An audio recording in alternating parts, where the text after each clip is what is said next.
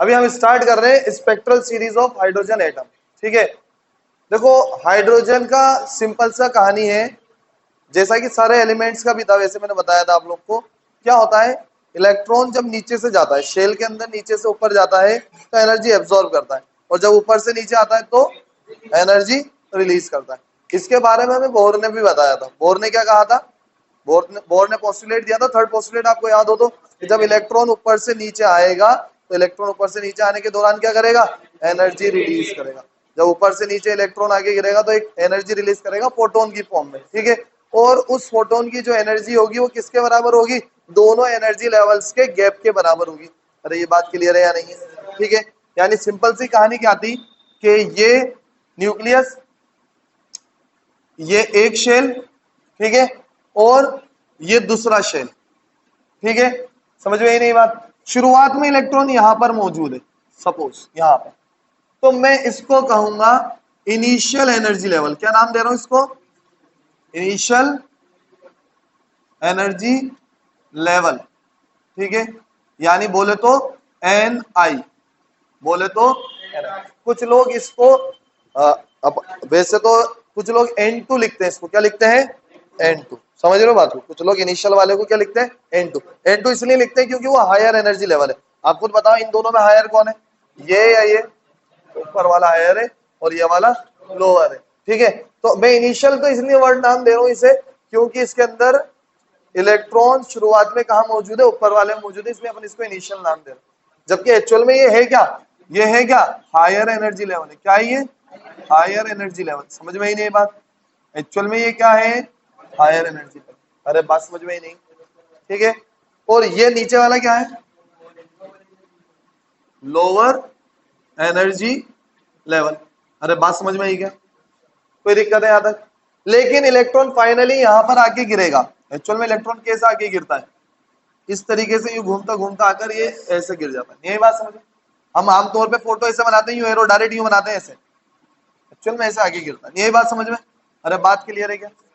ठीक है, तो फाइनली कहां कर गिरा, इस वाले ऑर्बिट में। ठीक है, इसलिए अपन इसको क्या नाम देंगे, फाइनल एनर्जी लेवल भी बोल सकते हैं। अरे बोल सकते हैं, नहीं बोल सकते। और इसको मैं क्या नाम दूंगा, कई बुक्स में कई जगहों पर, एनसीईआरटी में NiNF यूज कर रखा है इसलिए मैं भी NiNF यूज कर रहा हूं, नहीं तो कई जगहों पे इसको N2 भी बोलते हैं और इसको N1 भी बोलते हैं। बात समझ में ही नहीं, ये N2 है और ये N1। क्यों N2 क्यों, क्योंकि हायर एनर्जी लेवल है, और N1 क्यों, क्योंकि लोअर है। यहां तक बात समझ में आई। ठीक है, अच्छा एक मिनट, इसका एनर्जी कितना होगा, हायर वाले का या इनिशियल वाले का, मैं नाम दे दूं कितना है, EI, और फाइनल वाले का कितना होगा, EF। जब इलेक्ट्रॉन ऊपर से नीचे आ रहा है तो क्या एक फोटोन रिलीज करेगा कि नहीं करेगा, इस फोटोन की एनर्जी किसके बराबर होगी, इन दोनों एनर्जी गैप के बराबर। अरे याद है या नहीं है, तो इसकी एनर्जी तो कितनी है, EI, और इसकी एनर्जी कितनी है, इनका डिफरेंस कैसे निकालूंगा, माइनस करके, तो EI माइनस। ठीक है, और यहां पर क्या लिखूंगा मैं, डेल E, और ये किसकी एनर्जी मिली है मुझे, कौन से फोटोन की, इमिटेड, निकलने वाले की। तो मैं क्या लिखूंगा, एनर्जी ऑफ इमिटेड फोटोन। अरे बात समझ में आ गई क्या, अरे यहां तक क्लियर है या नहीं है, बात बताओ, क्लियर है सबको। ठीक है, अब ये इसका हम क्या कर रहे हैं एक्चुअल में, असल जड़ तो यही है, तरीका तो यही है। ठीक है, लेकिन हम एक फॉर्मूला ड्राइव कर रहे हैं इससे, ताकि अपन की कैलकुलेशन इजीली हो जाए, और तो क्या, नई बात समझे। अरे बात क्लियर है कि यहाँ तक हम लोग क्या कर रहे हैं, इसके लिए एक डेरिवेशन कर रहे हैं ताकि हमारी कैलकुलेशंस क्या हो जाए, इजी हो जाए। यहाँ तक सबको बात समझ में आ गई क्या, ध्यान दो। देखो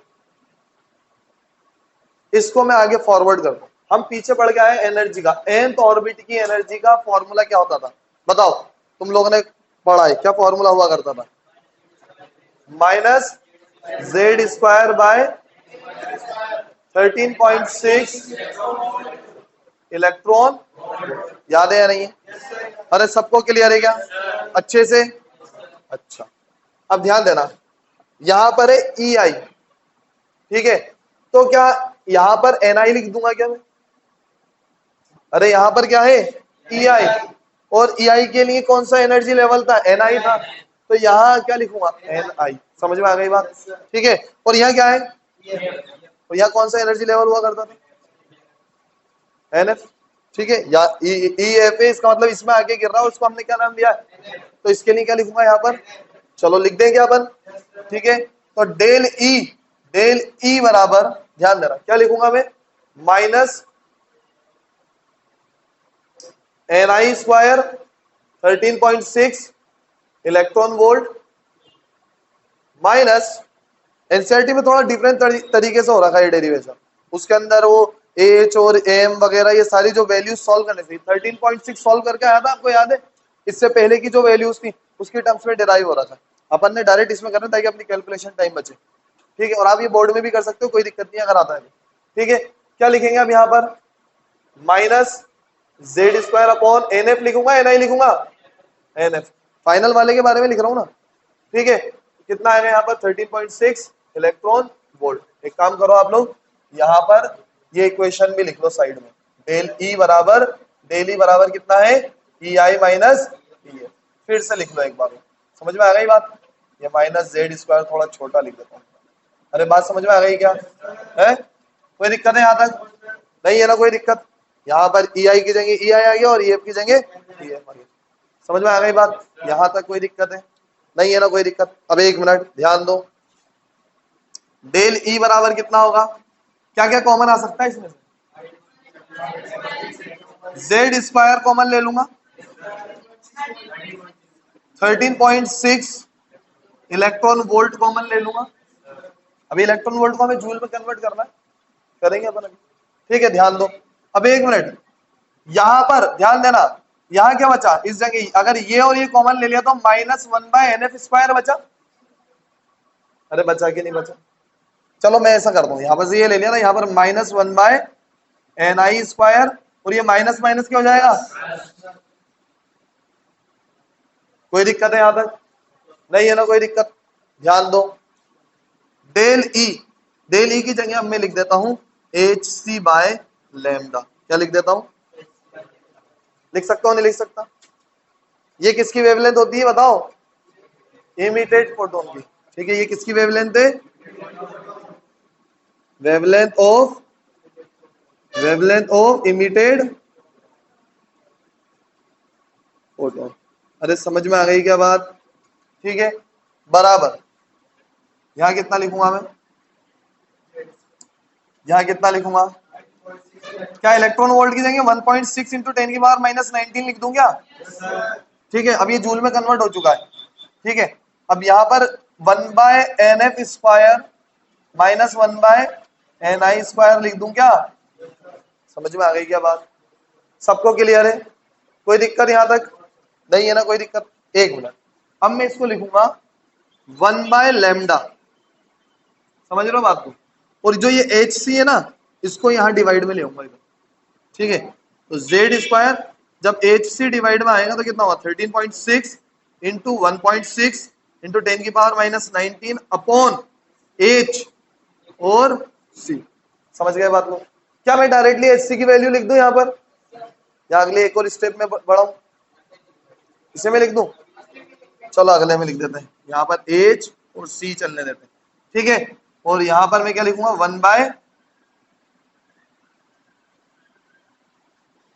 नहीं बात समझ में? अरे कोई दिक्कत है क्या यहाँ तक? नहीं है ना कोई दिक्कत? अब ध्यान दो, अब क्या करूंगा मैं?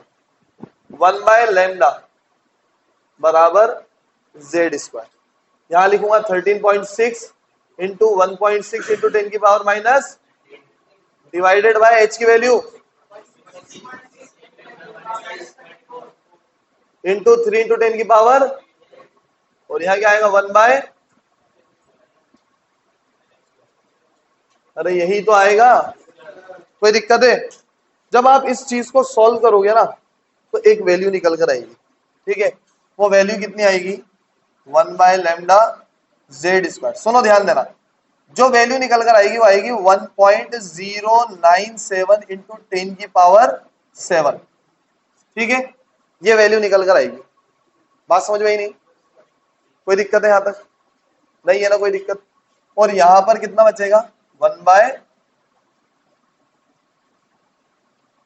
समझ में आ गई बात?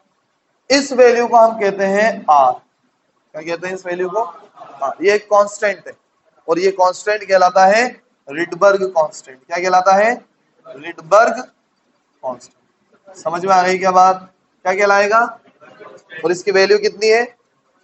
इसकी वैल्यू होती है रिडबर्ग कांस्टेंट की 1.097 इंटू 10⁻⁷ पर मीटर। यूनिट कितनी होती है इसकी? यूनिट भी ध्यान रखना आप, यूनिट कितनी है? पर मीटर।